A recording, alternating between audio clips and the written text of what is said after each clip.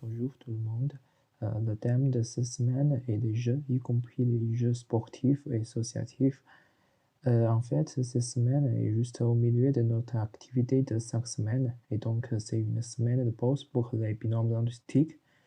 Nous ne leur exigeons pas de production vidéo. Au lieu, nous avons organisé une compétition d'échecs chinois au sein du groupe.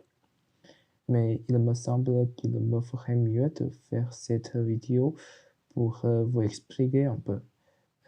C'est selon moi un respect basique pour votre attention pendant ces 3 semaines. Ainsi, je vous lirai un poème chinois pour vous mieux sentir cette communication culturelle. Il est écrit par une philosophie bien importante dans l'histoire de la Chine, mais ce poème n'a aucun problème avec ce fait. L'histoire dernière a lieu à son enfance. Un jour, il est en train de jouer avec l'échec chinois pendant le temps d'études. Sa maman le remarque et alors jette toutes les pièces dans la rivière. Notre petite philosophie est triste et écrit alors ce poème.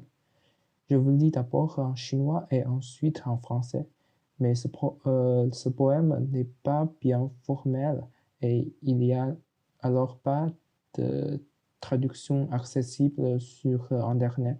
L'édition que j'utiliserai est traduite par moi-même. Encore une fois, je vous prie en avance de me pardonner de mes compétences assez limitées. C'est parti. L'édition d'origine est 象棋在手，乐悠悠，苦被言轻，一旦丢。兵出多河皆不救，将军溺水一其休。马行千里随波去，势如山川逐浪流。炮响一声天地震，象若心头为人揪。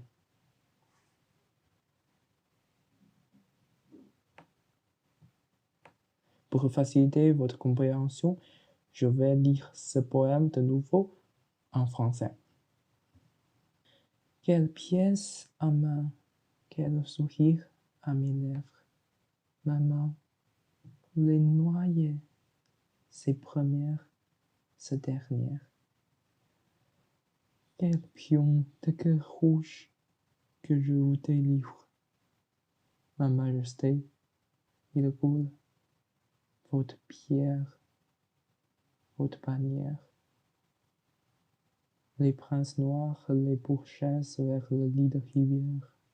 Ses gardiens le suivent avec leur honneur en fondant les vagues. Les canons tous grondent à la fond de vasière.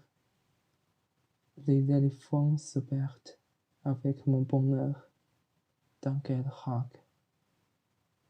J'espère que vous pouvez profiter de cette petite vidéo. La présentation des binômes linguistiques en montage reviendra la semaine prochaine. Et alors, à la semaine prochaine.